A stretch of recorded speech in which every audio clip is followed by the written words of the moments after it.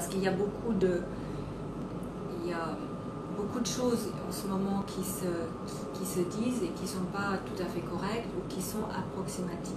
Par exemple, ce qui serait très facile à faire pour nous vis-à-vis des consommateurs, c'est de proposer la compensation des émissions à nos clients. Quand vous regardez aujourd'hui, il y a à peu près une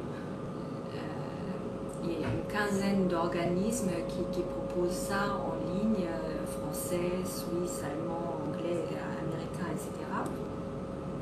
Sur des critères très différents. Quand vous regardez un Paris-New York, vous pouvez vous retrouver avec un montant de compensation entre 8 et 80 euros en fonction de l'organisme. Je peux vous montrer la liste, j'ai ça quelque part. Donc ça veut dire que c'est quand même très approximatif. Après, ces organismes-là soutiennent des projets qui n'ont pas été évalués forcément par un organisme neutre.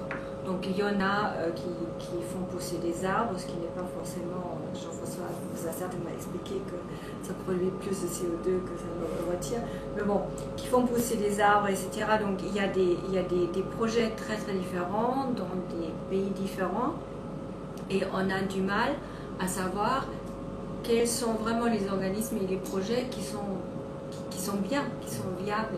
Donc après, il y a des organismes qui évaluent tous ces projets-là, donc ça commence à devenir difficile, mais c'est pas très centralisé.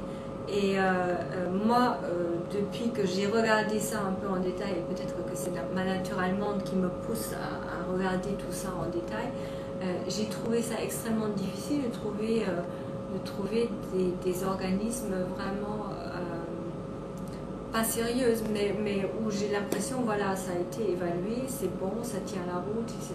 Donc pour l'instant, c'est la raison, c'est tout simplement la raison pourquoi on n'a pas encore mis quelque chose sur le site, parce que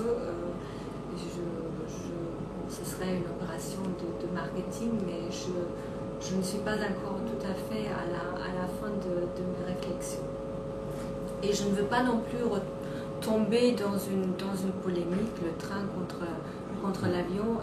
Je trouve en ce moment, je trouve cette polémique pas du tout productive, parce que le transport aérien, en fonction des chiffres qui existent, représente entre 2 et 3% et demi des émissions dans le monde. Donc le transport aérien peut s'arrêter, si on l'arrête demain, on ne réduit que de 2% les émissions dans le monde. Donc mais ça fait, en ce moment, on a l'impression que le transport aérien devient la bête noire des politiques, et je ne trouve pas ça fondé quand on regarde les chiffres. Donc je pense qu'il faut qu'on s'assoie, qu'on regarde les chiffres, et entre-temps, nous ici, en tant qu'entreprise, on s'est dit entre nous, on contribue peut-être plus en prenant, nous en tant qu'individus, on contribue peut-être plus à limiter les émissions CO2 en prenant les transports en commun, et en prenant le vélo, etc.